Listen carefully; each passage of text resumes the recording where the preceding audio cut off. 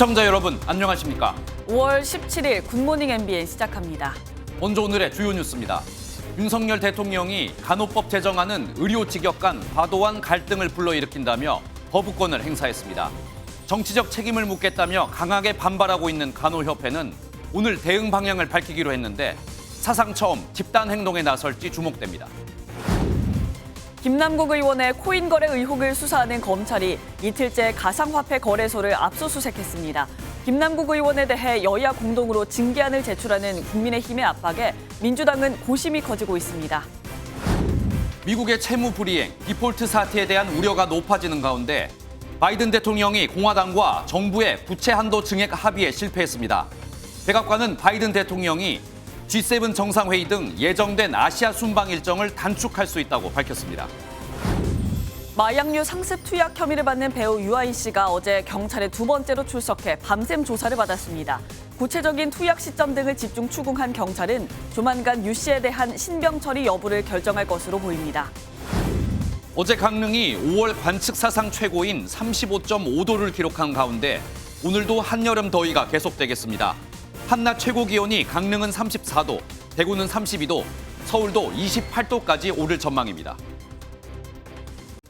더불어민주당 주도로 국회를 통과한 간호법 제정안에 대해 윤석열 대통령이 거부권을 행사했습니다. 양곡관리법에 이어 두 번째 거부권 행사인데 이해 단체들과 야당이 강하게 반발하고 있어 전국 악화 부담은 양곡 때보다 더 커졌습니다. 오늘 첫 소식은 원중희 기자입니다. 윤석열 대통령이 민주당 주도로 처리된 간호법 제정안에 대해 취임 후 두 번째로 거부권을 행사했습니다. 윤 대통령은 간호법이 의사, 간호사, 간호조무사 등 유관 직역 간 과도한 갈등을 불러일으키고 있다고 지적했습니다. 이러한 사회적 갈등과 불안감이 직역 간 충분한 협의와 국회의 충분한 수기 과정에서 해소되지 못한 점이 많이 아쉽습니다. 양곡법과 달리 간호법은 의사와 간호사라는 직군 간 갈등이 컸고 대선 공약이었는지 여부를 놓고 논란도 있어 대통령이 더 숙고할 것이라는 전망이 나왔지만 결정은 빨랐습니다. 국회로 돌아가는 간호법은 재표결 시 과반 출석과 3분의 2 이상의 찬성이 필요한 만큼 사실상 폐기 수순을 밟습니다. 이재명 민주당 대표는 윤 대통령이 대선 공약 파기에 대해 사죄해야 한다고 비판했습니다. 대통령은 공약 파기 이유를 국민이 납득할 수 있도록 설명하고 국민에게 공약 파기에 대해서 사죄해야 합니다. 대통령실은 간호법 제정을 공식적으로 약속한 적은 없다며 앞으로도 여야 합의 없이 통과되는 법안에 대해서는 거부권을 검토하겠다는 입장을 재차 밝혔습니다. MBN 뉴스 원중입니다. 간호법에 반대해온 의료연대는 총파업을 취소하며 환영했지만 간호협회는 대통령의 거부권 행사에 강하게 반발했습니다. 수술 업무를 중단하는 등 단체 행동에 나설 가능성이 제기되는데 간호협회는 오늘 오전 구체적인 방식과 수위를 발표할 예정입니다. 이 내용은 오태윤 기자입니다. 간호법 제정 약속 이행하라! 이행하라! 이행하라! 간호협회는 국무회의에서 간호법에 대한 거부권이 행사되자 즉각 반발했습니다. 동원할 수 있는 모든 수단과 방법으로 그간의 모든 진실을 국민들께 소상히 알릴 것이며 간호법 제정을 위한 투쟁을 끝까지 멈추지 않을 것을. 간호법의 국회 재의결을 요구하며 법으로 정해지지 않은 업무를 거부하는 준법 투쟁 방식의 단체 행동도 염두에 두고 있습니다. 관행적으로 의사 역할을 일부 수행해온 진료 보조 인력, PA 간호사의 업무 중단 등이 현실화되면 의료 현장의 차질이 불가피해 보입니다. 간호협회는 오늘 기자회견을 열어 단체 행동 방식과 수위를 밝힐 예정입니다. 반면 의사협회 등 13개 보건의료단체는 간호법 거부권 행사에 대해 환영의 뜻을 보이며 총파업을 유보하기로 했습니다. 복지부도 간호사 처우 개선을 책임지겠다며 간호협회 달래기에 나섰습니다. 간호사 여러분들은 지난 100년 동안 환자의 곁을 지켜오셨습니다. 앞으로도 환자의 곁을 계속 지켜주실 것으로 생각합니다. 또 금고 이상의 형을 선고받은 의료인의 면허를 취소할 수 있는 의료법 개정안에 대해서는 과도하다는 여론이 있다며 당정 협의를 하겠다고 밝혔습니다. MBN 뉴스 오태윤입니다. 김남국 의원의 가상화폐 거래 의혹을 수사하고 있는 검찰이 이틀에 걸쳐 가상화폐 거래소들을 압수수색했습니다. 세 번째 만에 압수수색 영장이 발부됐는데 김남국 의원의 석연치 않은 해명이 영장 발부에 결정적 역할을 한 것으로 보입니다. 보도에 김태영 기자입니다. 검찰이 가상화폐 거래소 빗썸과 전자지갑 서비스 업체인 카카오 계열사를 연이틀 압수수색했습니다. 김 의원의 해명대로 가상화폐 전자지갑이 등록되고 가상자산이 들어있는 곳입니다. 앞서 검찰은 김 의원의 거래가 비정상적이라는 통보를 받고 수사에 착수했지만 지난해 2차례 김 의원의 전자지갑 등에 대해 청구한 압수수색 영장은 기각됐습니다. 세 번째 영장에도 똑같은 혐의가 적시됐는데 영장 발부를 놓고 일각에선 어느 정도 범죄 혐의가 소명됐다는 분석도 있습니다. 법조계에서는 전자지갑을 확보한 만큼 실명 계좌 거래 내역을 추적하는 게 어렵지 않다는 관측이 나옵니다. 검찰은 압수수색한 자료를 토대로 김 의원이 코인 거래 때 내부 정보를 이용했는지 또 로비에 쓰였는지를 살펴볼 예정입니다. 특히 김 의원의 정치자금법 위반 여부를 밝히는 게 수사의 핵심인 만큼 검찰은 가상화폐 전문가와 협력 수사를 검토하는 등 혐의 소명에 신중을 기하는 모습입니다. 검찰은 또 위믹스 코인 발행사 위메이드를 투자자들이 사기 혐의로 고소한 사건도 김 의원을 수사하는 형사 6부에 배당하고 김 의원의 연루 여부를 살필 계획입니다. MBN 뉴스 김태형입니다. 검찰은 김남국 의원이 지난 2021년과 2022년 투자한 이 코인들의 입출금 거래 내역을 들여다볼 예정입니다. 이 코인들은 이른바 잡코인으로 투자 위험이 매우 큰데요. 김 의원이 어떤 이유로 수십억 원씩 몰빵 투자를 했는지 의혹이 가시지 않고 있습니다. 최은미 기자가 짚어봤습니다. 검찰은 거래소 압수수색으로 김남국 의원의 코인 거래 내역은 물론 거래에 투입한 원금과 수익, 현금화한 액수까지 사실상 모두 확보한 것으로 보입니다. 핵심은 김 의원이 2022년 1, 2월에 보유하고 있던 100억 원 상당의 위믹스 코인을 어떻게 확보한 것인지, 그리고 어떤 경로로 그 자금이 흘러갔는지입니다. 누군가로부터 무상으로 받은 것이라면 거래소 계좌에 고스란히 이체 흔적이 남아있을 수 있습니다. 그 계좌랑 카운터파티를 보면 그게 누구 계좌인지도 실명제가 돼 있기 때문에 다 알아요. 우리가 이미. 만약에 로비를 받았잖아요. 불작가 보면 그냥 나와요. 차명으로 거래하더라도 사실 이게 다 실명이 돼 있으니까 조금만 타고 들어가면 금방 나오는 거거든요. 거래소 상장 전 미공개 정보를 활용했는지 여부도 확인할 수 있습니다. 김 의원이 업비트와 빗썸의 계좌를 만든 시점부터 지금까지 거래한 코인의 종류와 거래 규모, 매수, 매도 시기까지 모두 파악할 수 있기 때문입니다. 김 의원이 보유했던 위믹스와 마블엑스, 메타콩즈 같은 잡코인은 김 의원이 대량 매수한 직후 가격이 급등했습니다. 뽕이야 이게 우연일 수도 있죠. 근데 뭐 2번, 3번 이렇게 반복된다면 근데 그 사람이 마침 고위공직자라면 그냥 많은 정황이 있는 거죠. 우연의 일치라고 하기엔 투자 위험이 너무나 큰 코인들인데 김 의원은 아직까지 수십억 원씩 몰빵 투자한 이유를 밝히지 않고 있습니다. MBN 뉴스 최은미입니다. 한동훈 법무부 장관은 코인 의혹이 불거진 김남국 의원을 향해 몰래 하다 금융당국에 걸린 게 왜 나 때문이냐며 공개 반박했습니다. 국민의힘은 이 사태를 제2의 바다 이야기라고 규정하며 진상조사에 착수했습니다. 이어서 김순철 기자가 보도합니다. 지난해 5월 한동훈 법무부 장관 후보자 인사청문회에서 김남국 당시 민주당 의원이 다른 의원 질의가 시작되자 휴대전화를 살펴봅니다. 잠시 뒤엔 한숨을 내쉽니다. 당시 김 의원이 코인 거래를 했다는 주장이 제기된 장면입니다. 어제 국회 법사위에 출석한 한동훈 장관. 자신의 코인 의혹이 한동훈 검찰 작품이라고 비판한 김 의원에 대해 직격탄을 날렸습니다. 아무리 억지로 연관성을 찾아봐도 김남국 의원이 국회에서 저한테 질의할 때 코인 하신 거 말고는 없는 것 같습니다. 그거 가지고 제 작품이라고 하는 건 좀 무리한 얘기 같고요.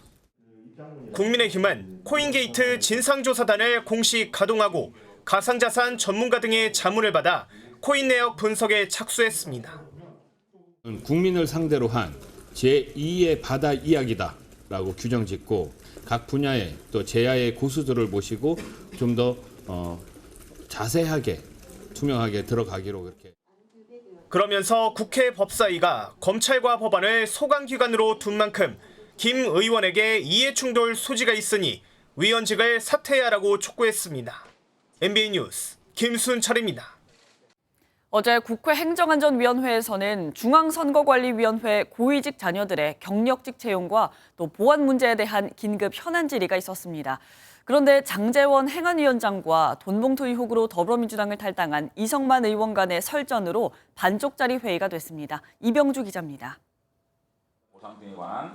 북한의 해킹 공격 이후에도 국정원 보안 점검을 거부해왔다는 의혹을 받는 성관이를 상대로 국회 행안위에서 긴급 현안 질의가 열렸습니다. 이 과정에서 보안업체 선정 문제를 두고 여당 의원이 질의했는데 엉뚱한 곳으로 설전이 번졌습니다. 최근 돈봉투 의혹으로 더불어민주당을 탈당한 이성만 의원이 장제원 위원장의 회의 진행을 문제 삼자 장 위원장이 이 사건을 꼬집은 겁니다. 아직까지 손가락질하고 아직도 그런 힘이 남으셨네요.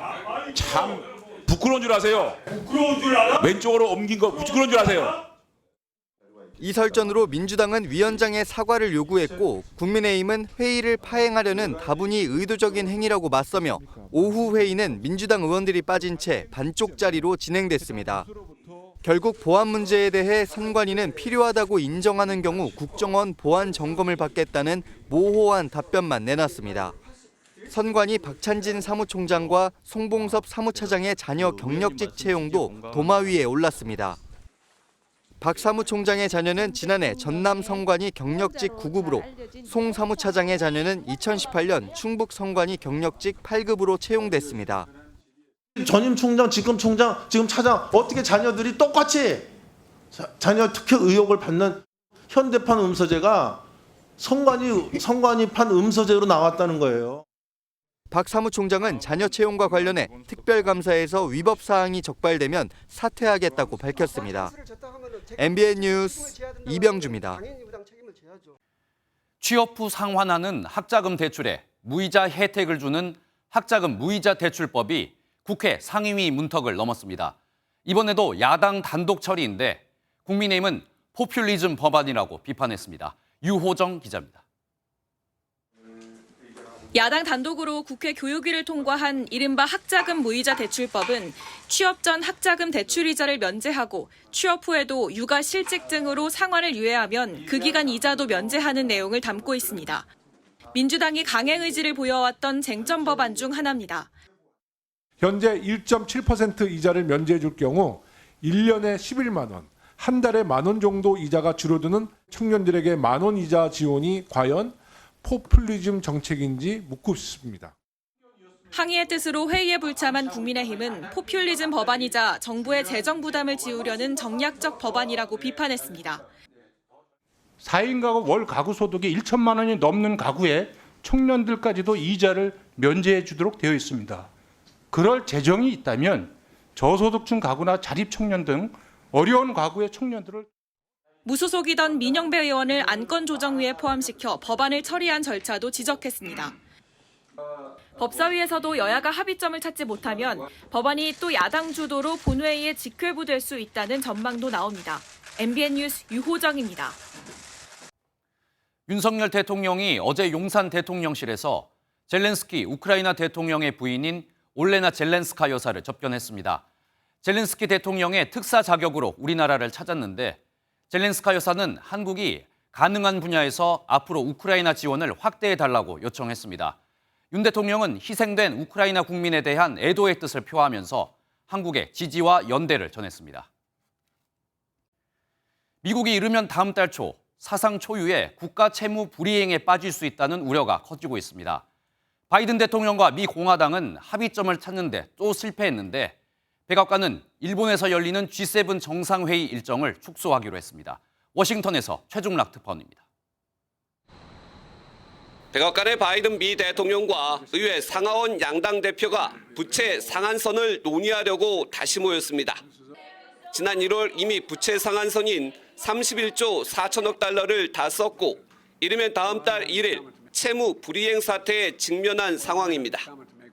지난 9일에 이어 두 번째 협상으로 1시간 동안 협상이 이루어졌지만 이번에도 합의보다는 입장차만 확인했습니다.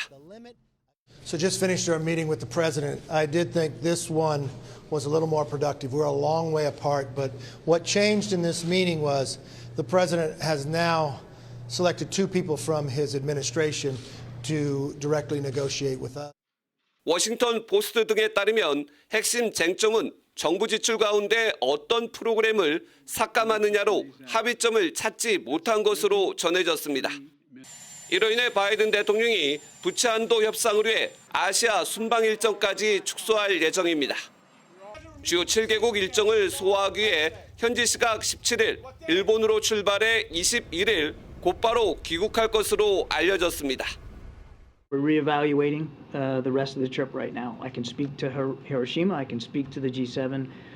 We're evaluating the rest of the trip. And 부채 한도 조기 타결 가능성이 줄어들면서 뉴욕 증시는 다우 지수가 1.01%, 나스닥 지수는 0.18% 하락하며 거래를 마감했습니다.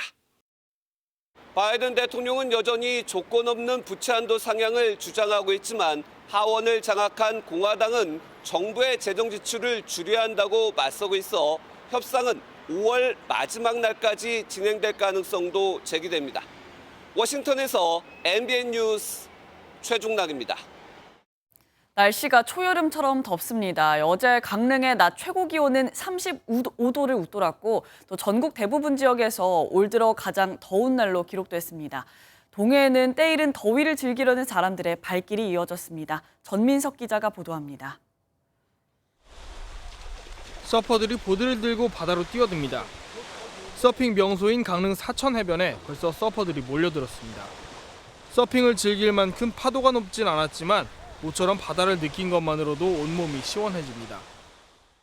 더워가지고 오랜만에 서핑하러 왔는데 물 시원해가지고 진짜 너무 좋아요. 머리 진짜 깨질 것 같아요. 초보 서퍼들은 뜨겁게 달아오른 백사장에서 교육을 받느라 진땀을 흘립니다. 제가 오늘 서핑 처음 배우는데 날도 더워서 빨리 들어가고 싶어요.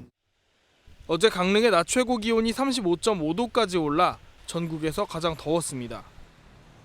내륙도 뜨겁게 달궈졌습니다. 33도까지 오른 대구는 거리에 설치된 물안개 장치를 가동했고 한여름 옷을 입어도 더위는 가시지 않습니다. 생각보다 빨리 더워져서 좀 부끄러운데 벌써 나시를 안에 입었는데 완전 여름을 그냥 지금 벌써 느끼고 있는 것 같아요. 어제 강릉을 비롯한 동해안 지역은 역대 5월 최고 기온 기록을 갈아치웠습니다. 남쪽에서 따뜻한 공기도 유입되면서 전국 대부분 지역에서 낮 기온이 30도 이상 오르며 더웠습니다. 이러한 더위는 17일까지 이어지겠고 이번 더위는 내일 평년 기온을 회복하며 수그러들겠습니다. MBN 뉴스 전민석입니다. 어제 한여름을 방불케 하는 더위가 기승을 부렸는데 오늘도 고온 현상은 이어지겠습니다. 김나영 기상캐스터 자세한 날씨 알려주시죠. 네, 때이른 더위의 기세가 대단합니다. 어제 한낮에 강릉은 무려 35.5도까지 올라서 역대 5월 중에 가장 높은 기온을 기록했는데요. 오늘도 강한 볕과 따뜻한 남서풍의 영향으로 고온 현상이 이어지겠습니다. 특히 동해안과 영남 내륙은 낮 기온이 33도를 웃돌며 어제만큼 뜨겁겠고요. 서울은 28도로 어제보다는 낮겠지만 여전히 평년 기온을 웃돌며 덥겠습니다. 오늘도 전국에 맑은 하늘이 드러나겠고요. 미세먼지 걱정 없이 공기도 깨끗하겠습니다. 다만 낮 동안 자외선 지수와 오존 농도가 높게 나타나겠는데요. 장시간 무리한 야외 활동은 피하시는 게 좋겠습니다. 이 시각 현재 기온 보겠습니다. 서울 19.6도, 강릉은 21.9도로 어제 같은 시각보다 높게 출발하고 있고요. 한낮에는 대전과 광주 31도, 대구는 32도까지 오르겠습니다. 내셨습니다. 오늘 하루 중요한 일정을 소개해드리는 굿모닝 오늘입니다. 어떤 일정이 있는지 함께 살펴보겠습니다. 5.18 민주화 운동 기념식을 하루 앞두고 오늘 저녁 광주에서 전야제가 열립니다. 여야 정치권 인사들이 대거 광주로 향하는데요. 문재인 전 대통령이 전임 대통령으로는 처음으로 국립 5.18 민주묘지를 참배합니다. 윤석열 대통령은 오늘 용산 대통령실에서 쥐스팅 트리도 캐나다 총리와 한 캐나다 정상회담을 갖습니다. 캐나다 총리는 정상회담에 앞서 국회에서 연설을 할 예정입니다. 21대 국회 후반기 윤리특별위원회가 오늘 전체 회의를 열고 여야 간사와 소위 위원을 선출할 예정입니다. 윤리특위가 재가동되면서 거액의 가상자산 논란으로 민주당을 탈당한 김남국 의원 등에 대한 국회 차원의 징계 논의도 시작될 것으로 보입니다. 한일 양국이 후쿠시마 시찰단 파견과 관련해 세부 일정 조율을 위해 오늘 실무급 화상회의를 열 것으로 알려졌습니다. 양국은 23일과 24일을 포함한 나흘 일정으로 시찰단이 일본을 방문하는 방안에 합의했습니다. 민주노총 건설노조가 정부의 노조 탄압을 규탄하며 서울 도심에서 1박 2일 밤샘 집회를 벌였습니다. 주최 측 추산 4만 명이 모였는데 광화문과 세종대로 일대에서는 극심한 교통 정체가 빚어지기도 했습니다. 박은채 기자입니다.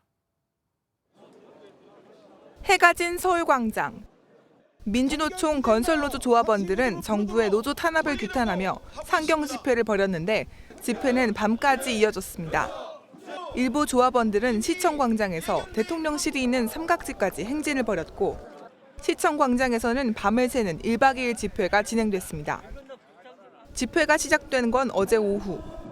서울 숭례문 앞 세종대로 일대가 빨간 띠를 두른 조합원들로 가득 찼습니다.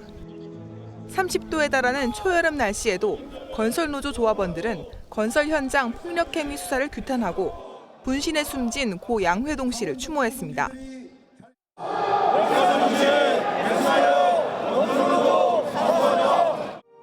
2시간 넘게 진행된 민주노총 집회는 노조 탄압을 멈추라며 정부를 비판했습니다. 윤석열 정권을 끌어내리고 건설 노동자의 초롱을 지켜내는 그 길이 험난하고 고난한 길이지만 우리는 승리를 확신합니다. 민주노총 건설노조 조합원 4만여 명은 이곳 숭례문에 모여 투쟁 수위를 높였습니다. 교통 불편에 대비해 경찰은 집회 행진 구간 주변에 교통 경찰을 배치해 차량을 우회시키고 일부 구간을 통제했습니다. 다만 경찰청은 최근 건설 현장 폭력 수사와 관련해 강압 수사가 있을 수도 없고 있지도 않다며 원칙대로 수사하겠다는 뜻을 밝힌 바 있습니다. MBN 뉴스 박은채입니다. 이태원 참사 200일을 맞은 어제 서울광장 분향소 옆 세종대로에서 추모 문화제가 열렸습니다. 시민들은 희생자들을 추모하고 진상규명특별법 제정과 책임자 처벌을 촉구했습니다. 유가족 협의회와 시민대책위는 오는 20일 이태원 참사 진상규명과 국가의 책임 인정을 촉구하는 대규모 추모 대회를 열 예정입니다. 5.18 진상규명조사위원회는 조사를 마치고 대국민 보고회를 열었는데요. 당시 계엄군이 시민을 향해 최소 20곳에서 50차례가 넘게 발포됐다는 사실이 드러났습니다. 내일이 5.18인데 계엄군의 구체적인 발포 장소와 횟수가 권위 있는 조사를 거쳐 공개된 건 이번이 처음입니다. 이혁재 기자입니다. 지난 2020년부터 5.18 민주화운동의 진실을 규명하고 있는 조사위가 마지막 대국민 보고회를 열었습니다. 계엄군이 시민을 상대로 한 발포 경위, 희생자 안매장 등 그동안 진상규명 진행 상황을 알렸습니다. 조사위에 따르면 당시 계엄군이 시민을 향해 최소 20곳 이상에서 50여 차례에 걸쳐 발포한 사실이 드러났습니다.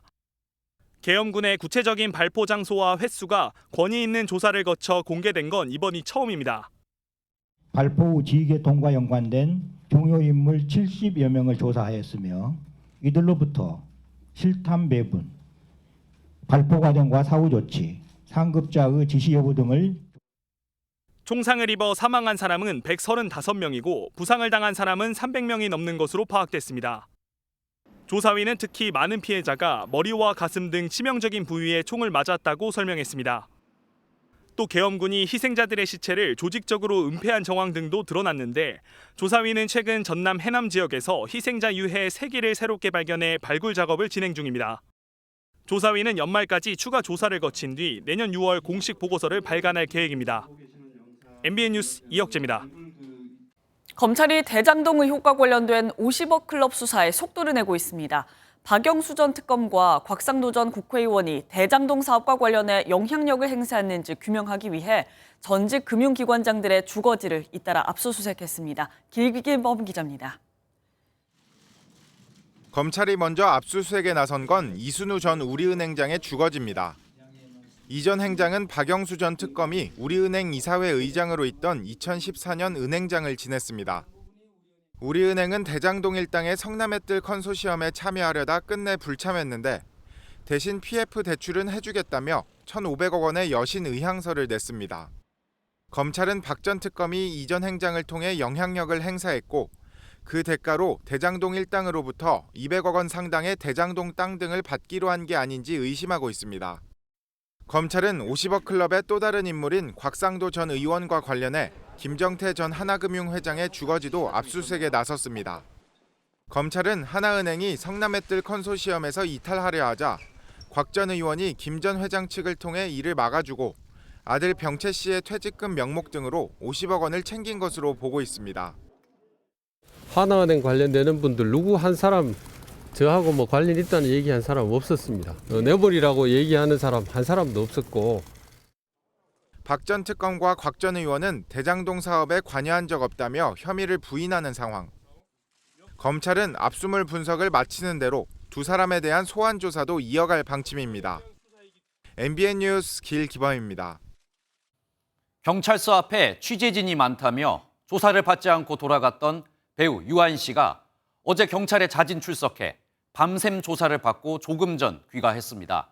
경찰에 체포 경고를 받은 지 하루 만인데 함께 입건된 미술 작가도 소환 조사를 받았습니다. 김수영 기자가 보도합니다.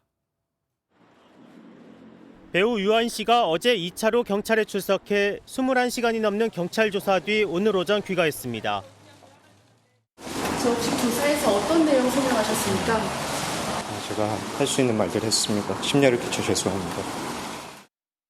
유 씨는 어제 오전 9시쯤 검은색 정장 차림으로 변호인과 함께 경찰청사 안으로 들어갔습니다. 부인하신 겁니까? 프로포폴과 코카인 등 5종류의 마약을 투약한 혐의로 경찰에 출석한 유 씨는 취재진의 조사에 성실히 임하겠다고 답한 뒤 조사실에 들어간 것으로 확인됐습니다. 지난 3월 첫 경찰 조사를 받은 유 씨는 지난 11일 2차로 출석할 예정이었지만 청사 앞에 취재진이 많다며 당일 돌연 조사를 미뤘습니다. 하지만 그제 경찰이 계속 조사를 거부할 땐 당연히 체포해야 할 것이라고 밝히자 경고 하루 만에 두 번째 소환에 응한 겁니다.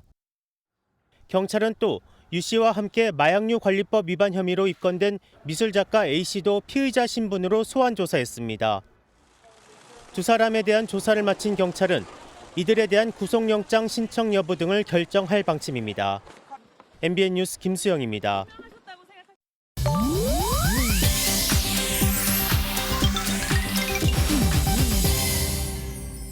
인터넷에 화제가 되는 소식들을 모아 전해드리는 인터넷 와글와글입니다. 전 쇼트트랙 국가대표 김동성 씨의 근황이 공개됐습니다.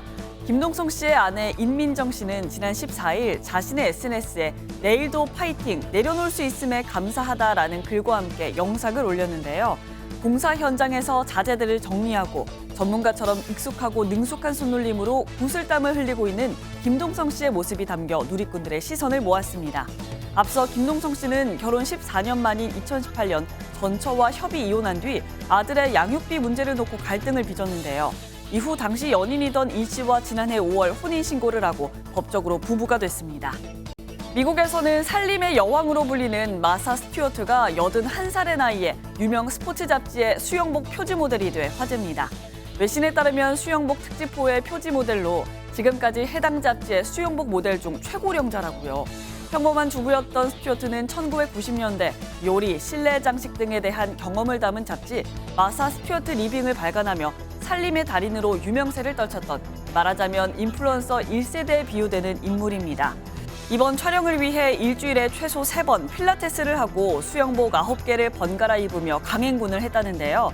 그녀는 이 표지가 여러분의 새로운 도전에 영감을 주길 바란다는 소감을 전했다고 하네요. 개통한 지 보름밖에 되지 않은 중국 다롄의 해저터널이 물바다가 됐습니다. 중국 SNS에 올라온 영상입니다. 해저터널 내부의 벽과 천장 틈으로 물이 콸콸 새면서 도로에 물이 차오르는데요. 깜빡이를 켜고 서행하거나 후진하는 차들, 통행에 어려움을 겪고 있습니다. 지난 16일 오전 다리엔 해저터널 운영사는 터널 바닥에 물이 고이고 있다는 신고가 접수됐다고 전했습니다. 운영사는 긴급 보수를 마쳤고 공안국도 소방밸브에서 물이 샌 것이라며 해저터널에는 문제가 없다고 주장했는데요. 중국 당국은 개통 당시 100년을 견딜 수 있는 첨단 굴착공법이 적용됐다고 설명했다는데 누리꾼들은 안전성에 의문을 제기하고 있습니다. 인터넷 와글와글이었습니다. 요양병원에 입원 중이던 80대 여성이 병실에서 숨진 채 발견됐습니다. 병원 측은 심정지가 원인이라고 설명했는데 병원 측 이야기와 달리 부검이가 내놓은 사인은 목졸림이었습니다. 경찰이 수사에 나섰지만 병실 내부에 CCTV가 없어 진상규명에 어려움을 겪고 있습니다. 백길종 기자가 단독 보도합니다. 119 구급차와 순찰차가 빠르게 달려가고 1시간쯤 뒤 경찰 검시관들도 요양병원 건물로 들어섭니다. 지난 7일 새벽 경기 의왕의 한 요양병원에 입원 중이던 80대 여성 A씨가 병실에서 쓰러진 채 발견됐습니다. 신고를 받고 119와 경찰대원들이 잇따라 출동했지만 A씨는 이미 숨진 뒤였습니다. 그런데 망자는 침상 위가 아닌 병실 바닥에 떨어진 채 발견됐습니다. 이를 이상하게 본 경찰이 부검을 의뢰했고 사인은 경부 압박, 이른바 목졸림인 것으로 확인됐습니다. 하지만 8인 1실의 병실에는 CCTV가 없어 경찰은 일주일 넘게 참고인 진술 청취 외엔 수사가 답보 상태를 보이고 있습니다. 워낙에 요양병원이기 때문에 이제 병실 내부는 CCTV가 없어요. 병실 밖에서 있는 CCTV가 있는데 새벽인지라 정확하게 녹화된 것도 그래서 해당 병원은 부검 최종 결과가 나오지 않았다며 A씨의 사인은 심정지라고 해명했지만 경찰은 부검이 소견대로 목졸림에 무게를 두고 자세한 경위를 파악하고 있습니다. 노인 학대 방지 등을 위해 다음 달부터 요양원은 병실 등의 CCTV 설치가 의무화되지만 요양병원은 의료시설로 분류돼 대상에는 빠져 있습니다. MBN 뉴스 백길종입니다. 장애 아동을 돌보는 전담 어린이집에서 말로 표현하기 힘든 끔찍한 학대가 일어났습니다. 걷지도 못하는 아이를 발로 걷어차고 이불을 덮어 씌워 숨도 못 쉬게 했습니다. 아이들은 통학버스와 같은 노란색 차만 보면 드러눕고 고함을 지르는 등 극심한 고통에 시달리고 있습니다. 강진우 기자가 보도합니다. 경남 진주의 한 장애인 전담 어린이집입니다. 우는 아이를 바닥에 내동댕이 치는 것도 모자라 구석으로 끌고 가 몸을 짓누릅니다. 아이의 머리를 잡아 바닥에 내리찍고 누워서 우는 아이의 아랫배도 가차없이 밟아버립니다. 얼굴에 이불을 뒤집어 씌우고 10초 동안 숨을 못 쉬게 만듭니다. 장애 때문에 잘 걷지 못하는 아이의 다리를 장난처럼 툭툭 걷어차기도 합니다. 계단을 내려가는 건 혼자서는 힘들거든요. 빨리 가라고 발로 이렇게 툭툭 밀거나 아니면 아이만 그냥 혼자 세워놓고 선생님은 그냥 가버리시더라고요. 그 모습 보는데 너무 속상하고 슬프고. 이런 학대는 아이의 이상 정세를 본 학부모가 경찰에 신고하면서 드러났습니다. 경찰 수사 결과 지난해 6월부터 8월까지 CCTV에 담긴 학대 장면이 무려 500건이나 됩니다. 아동 15명이 4명의 교사로부터 당한 겁니다. 피해 아동들은 극심한 트라우마에 시달려 일상생활이 어려울 지경입니다. 노란 차 보면은 바닥에 들어놓고 소리 지르고 택시를 타고 지나가도 그 동네쯤에 가면은 이제 구토 증상도 있고. 해당 어린이집은 지난해 진주시로부터 우수 등급을 받은 곳입니다. 피해가 가면 안 되는 거니까 저희들이 다각적으로 검토를 해서 처분할 계획입니다. 경찰은 원장 등 9명을 입건하고 학대 정도가 심한 교사 4명에 대해 구속영장을 신청했습니다. MBN 뉴스 강진우입니다.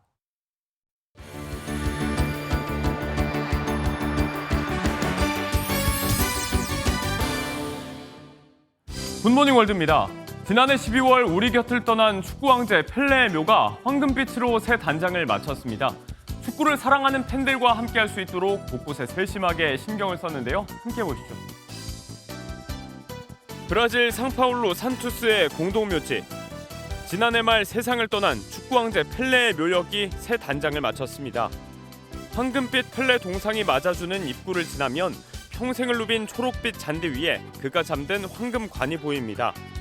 본래 펠레는 생전 소속팀의 경기장을 볼 수 있도록 건물 최상층에 안치될 계획이었는데요. 이곳을 더 많은 팬이 찾길 바라는 유족의 뜻에 따라 2층에 자리를 잡았습니다. 여전한 그리움으로 눈시울을 붉히는 팬과 조문객들. 축구 왕제는 이들의 가슴에 영원히 살아 숨쉴 것 같습니다. 아직 5월인데 벌써 너무 덥죠? 날이 무더워지면 벌쏘임 사고 역시 급증하기 때문에 주의해야 하는데요. 그 경각심을 일깨워주는 아찔한 현장을 소개합니다. 미국 캘리포니아입니다. 미국 캘리포니아 교외의 한 지역인데요. 제복을 입은 남성이 무언가의 공격에 시달립니다. 한참 손으로 뭔가를 쫓더니 급기야 길바닥에 쓰러지고 마는데요. 차에 있던 동료가 남성을 돕겠다고 차문을 열지만 차에서 내리기조차 쉽지 않습니다. 때 아닌 벌떼의 습격을 받은 이 남성들, 결국 소방대원까지 출동했습니다. 인근 주택 지붕에 자리 잡은 꿀벌들이 침입자를 공격한 건데요. 이 남성은 지역 경찰 자원봉사자로 수십 차례 벌에 쏘인 끝에 병원으로 옮겨졌습니다. 다행히 지금은 안정을 찾았다고 하는데요. 가슴을 쓸어내리게 하는 아찔한 현장이었습니다. 끔뻑끔뻑 귀여운 몸짓으로 사랑받는 나무늘보가 아주 위태로운 상태로 발견됐습니다. 저체온증에 사람의 손을 탄 건지 학대받은 흔적도 있다는데요. 다행히 순조롭게 회복 중이라네요. 이리저리 주사기 놀이에 여념이 없는 이 나무늘보는 지금 치료를 받는 중입니다. 지난 10일 페루 남부 아레키파에서 국립공원 직원에게 발견된 이 나무늘보는 당시 체온이 21도까지 떨어져 상태가 심각했답니다. 제대로 먹지 못해 영양실조가 왔고 심지어 학대받은 흔적까지 있었다고요. 나무늘보에게 적합한 따뜻하고 습한 환경을 위해 인큐베이터까지 동원됐습니다. 보름에서 한 달 정도 집중 치료를 받고 나서 다음 달 야생으로 돌아갈 예정인데요. 충분히 건강을 회복해서 이제 마음껏 정글을 누비며 살아가길 바랍니다. 굿모닝 월드였습니다. 충북의 한우 농장과 염소 농장에서 구제역이 추가로 발생했습니다. 농림축산식품부는 어제 충북 청주의 염소 농장을 포함해 총 3곳의 농장에서 구제역을 추가로 확인했다고 밝혔습니다. 지난 10일 이후 염소 농장에서 구제역 확신 사례가 나온 것은 처음인데 이로써 국내 발생 구제역 사례는 총 10건으로 늘었습니다.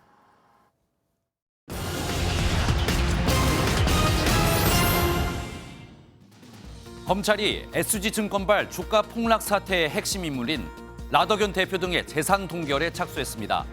라 대표 일당의 재산 2,642억 원에 대해 추징 보전을 청구한 건데 법원이 이를 받아들인다면 일당은 재산을 처분할 수 없게 됩니다. 이번 사태로 수천억 원대의 미수 채권이 발생한 증권사들은 라더견 대표의 예금 30억 원을 가압류했습니다. 경기 과천시 아파트 무순위 청약에서 평균 2,300대 1의 경쟁률이 나왔습니다. 청약 부적격자와 계약 취소 물량으로 나온 과천 지식정보타운 6개 가구를 3년 전 가격으로 분양받을 수 있어 무려 14,000명이 몰린 건데요. 업계에선 청약 당첨 시 최대 6억 원의 시세 차익을 볼 것으로 내다봤습니다. 환율 상승으로 수출입 물가가 석 달 연속 오름세를 보였습니다. 4월 기준 수출 물가 지수는 3월보다 0.1% 올랐고 수입 물가 지수도 0.7% 상승했는데요. 한국은행은 전달보다 환율이 1.1% 오르고 국제 유가가 6% 이상 상승해 물가가 모두 올랐다고 설명했습니다. 굿모닝 경제였습니다. 미국이 자국이 보유한 핵탄두 숫자를 전격 공개했습니다. 핵무기 감축 협정인 뉴스타트를 파기한 러시아를 압박하려는 것으로 보이는데요. 우크라이나에 공습을 퍼붓고 있는 러시아는 미국이 제공한 패트리엇 방공 시스템을 파괴했다고 주장했습니다. 장동건 기자입니다. 미국과 러시아 간 전략 핵무기 감축 협정인 뉴스타트. 지난 2월 러시아는 미국이 새로운 핵무기를 개발 중인 걸 알고 있다며 뉴스타트 참여 중단을 선언했습니다. is deeply unfortunate and irresponsible. We'll be watching carefully to see what Russia actually does. We'll of course make sure that 미 국무부는 러시아가 뉴스타트를 파기했지만 투명성에 대한 전통을 이어간다며 전략무기의 총 숫자를 자발적으로 공개했습니다. 국무부가 공개한 자료에 따르면 미국은 핵탄두를 실어 나를 수 있는 운반체로 ICBM과 SLBM, 전략폭격기를 총 662개 배치했고 이들 핵 운반체에 탑재된 핵탄두는 총 1,419개에 달합니다.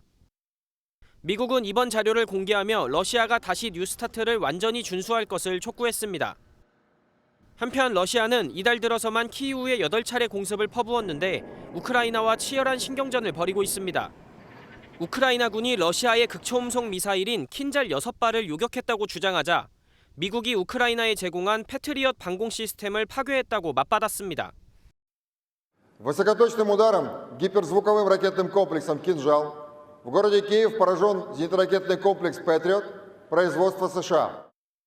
또 지난 하루 동안 우크라이나가 발사한 영국산 장거리 미사일 스톰 섀도우 7기를 요격했다고 주장했습니다.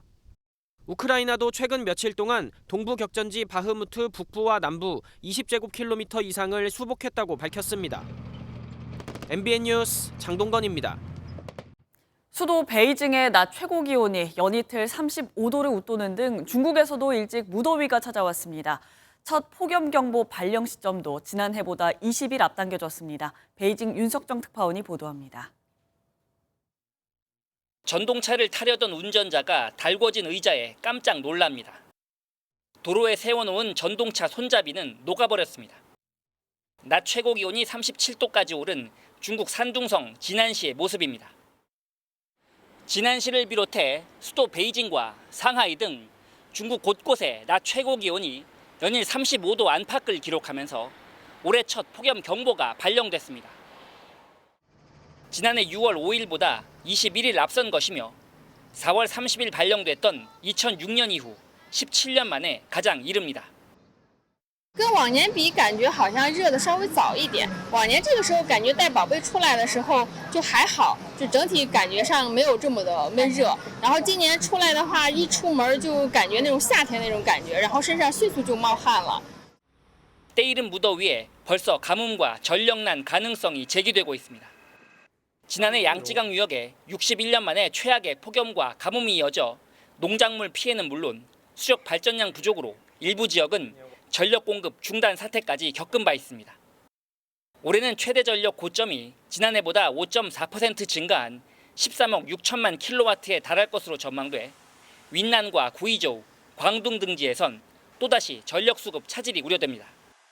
베이징에서 MBN 뉴스 윤석정입니다. 배구 여제 김연경이 선수가 아닌 고문으로 합류한 여자 배구 대표팀이 공개 훈련을 했습니다. 지난해 1승 16패로 최악의 부진에 빠진 여자 배구가 올해 김연경 효과를 볼 수 있을까요? 구경호 기자입니다. 김연경이 미소를 지으며 몸을 푸는 선수들과 정겹게 대화를 나눕니다. 뒤에 이어 선수들에게 쉴 틈 없이 스파이크를 때리며 훈련을 돕습니다. 2년 전 도쿄올림픽 4강에 오르고 나서 대표팀에서 은퇴한 김연경이 선수가 아닌 고문으로 돌아왔습니다. 지난해 대표팀이 국제대회에서 1승 16패로 추락하자 한국 여자 배구를 위해 복귀해 애정어린 잔소리도 마다하지 않고 있습니다. 부담 아닌 부담을 계속 옆에서 불어넣는 건 아닌가 싶을 정도로 너무 좋은 모습을 자꾸 보여야 된다는 그런 뭔가의 강조를 많이 하고 있어서 선수들은 존재만으로도 큰 힘이 되는 김연경 효과를 톡톡히 보고 있습니다. 저희끼리는 이제 연경 언니라고 부르는데 이런 선수는 이런 코스를 좋아하고 뭐 이런 식으로 볼을 때린다 해서 뭐 저희 수비 코스도 언니가 많이 알려주시고 그래서. 대표팀은 이번 달 지난해 12전 전패를 했던 발리볼 네이션스 리그를 시작으로 9월 아시아 선수권과 항저우 아시안게임, 10월 파리올림픽 예선을 소화합니다. 김연경과 함께 여자 배구 황금기를 이끈 공격수 출신의 한유미 코치도 합류하면서 위기에 빠진 여자 배구가 반등할지 관심이 쏠립니다. MBN 뉴스 구경호입니다. 때이른 더위의 기세가 대단합니다. 어제 한낮의 강릉은 무려 35.5도까지 올라서 역대 5월 중에 가장 높은 기온을 기록했는데요. 오늘도 강한 볕과 따뜻한 남서풍의 영향으로 고온 현상이 이어지겠습니다. 특히 동해안과 영남 내륙은 낮 기온이 33도를 웃돌며 어제만큼 뜨겁겠고요. 서울은 28도로 어제보다는 낮겠지만 여전히 평년 기온을 웃돌며 덥겠습니다. 오늘도 전국에 맑은 하늘이 드러나겠고요. 미세먼지 걱정 없이 공기도 깨끗하겠습니다. 다만 낮 동안 자외선 지수와 오존 농도가 높게 나타나겠는데요. 장시간 무리한 야외 활동은 피하시는 게 좋겠습니다. 한편 대기가 다시 건조해지는 가운데 오늘도 동해안을 중심으로 바람이 강하게 불겠습니다. 화재 조심하셔야겠습니다. 또 오전까지 바다 안개가 유입되면서 서해안과 남해안, 전남 내륙에는 안개가 짙게 끼겠습니다. 교통안전에 유의하셔야겠습니다. 이 시각 현재 기온 보겠습니다. 서울 20도, 대구는 18.9도 등 대부분 20도 안팎으로 쌀쌀하게 출발하지 않고요. 한낮에는 대전과 광주 31도, 대구는 32도까지 오르겠습니다. 내일은 하늘빛이 흐려지면서 낮더위가 주춤하겠고요. 제주와 남부지방을 중심으로 비가 내리겠습니다. 내셨습니다.